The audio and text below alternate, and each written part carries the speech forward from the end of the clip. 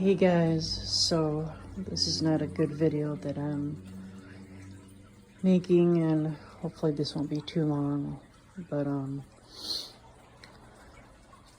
I got Maui here, my leopard gecko that somehow developed gout. I took him to the vet 3 different times.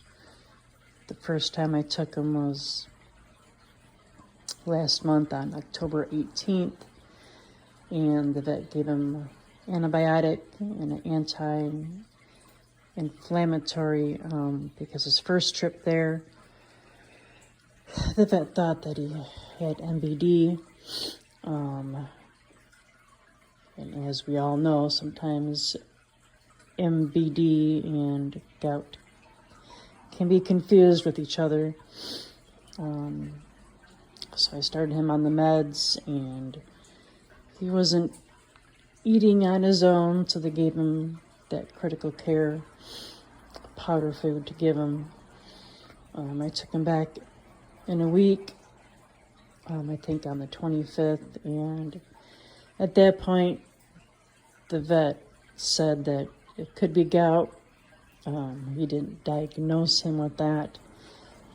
Said to keep doing the anti-inflammatory medicine and the antibiotic and the critical care food, of course. So then I was doing a bunch of research and all that on reptiles with gout. I couldn't find any videos at all about leopard geckos getting gout. So actually yesterday, when he was still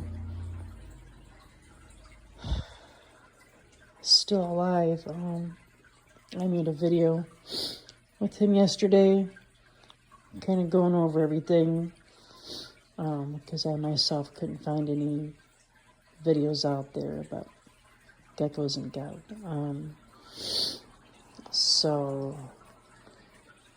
I spent the last 3 weeks pretty much nursing him, giving him his critical care food every night and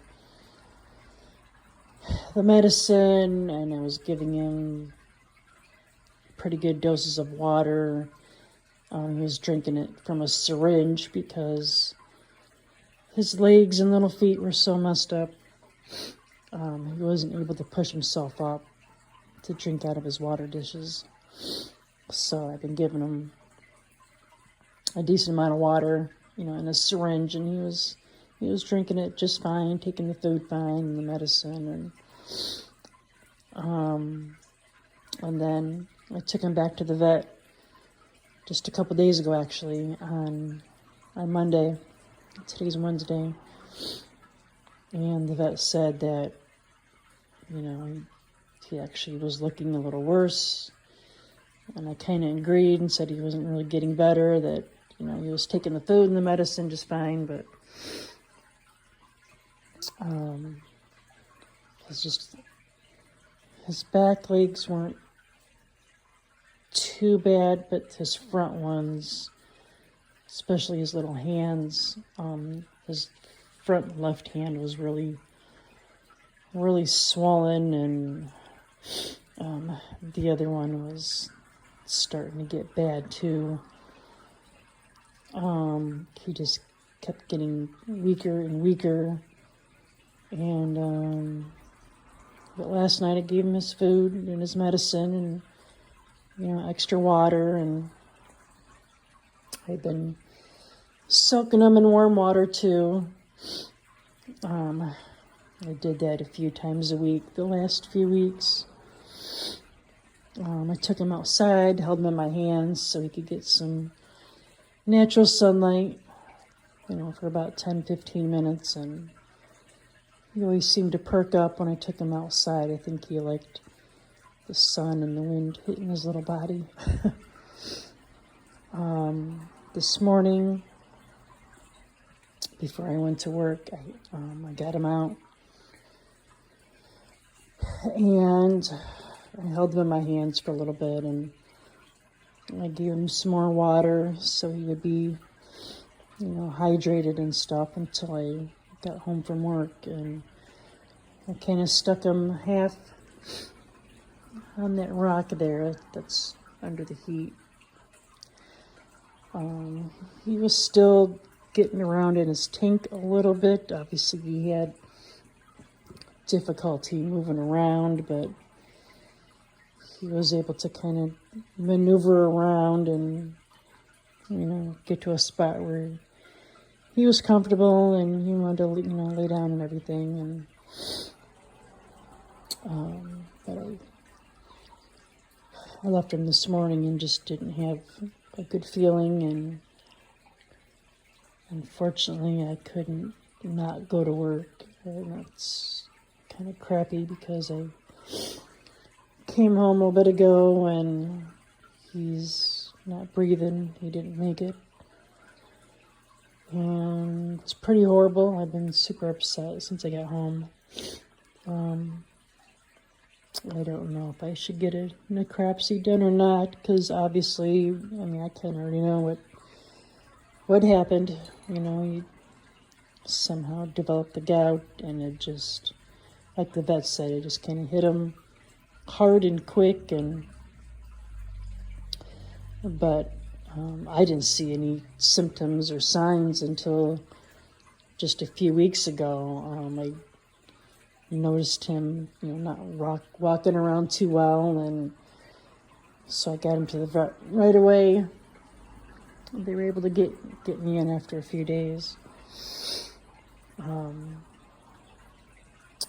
But yeah, so for anybody else out there that has leopard geckos, they too can get gout, and because they're just so tiny and little, it hits them hard and quick. And I guess if you don't catch it right away, or even if you do, they're, it's not like a bearded dragon or say like a monitor lizard. They're bigger, and I guess maybe can withstand a little bit more, and they can get that surgery done where they go in and remove the gout crystals, because their arms and feet are bigger. But these little leopard geckos, they got these teeny tiny little legs and feet, and so my vet said it would just be way too risky because he's so little and he was pretty weak. So yeah. I had him kind of half on that rock this morning, and he must have managed to maneuver himself maybe around the back, and eventually came around, ended up there. Looks like he pooped or something, and I don't know how long he's been laying here. It's just so horrible. I wish I could have stayed home from work today, because here poor little thing passed away and no one was even here. So, yeah, I guess, gout prevention in leopard geckos as well. I don't know. It's crazy because I have 3 other ones, and the other 3 have got the same exact, tanks. The heating, the lighting, the humidity is all exactly the same, and give or take a degree or 2, but everybody's got the same stuff. They all eat the same stuff, and each one is a different morph, but I don't know, it's just confusing how you can have 4 of the same critter and 3 are super healthy and doing fine, and then something like this happens to one of them. So I just wanted to make this video because I did post the other one just yesterday. So I just wanted to give an update for whoever is watching, and poor Maui, he feels so bad. So I gotta figure out what I'm gonna do with them. I don't know if I should have the vet do a necropsy or not. I don't know, but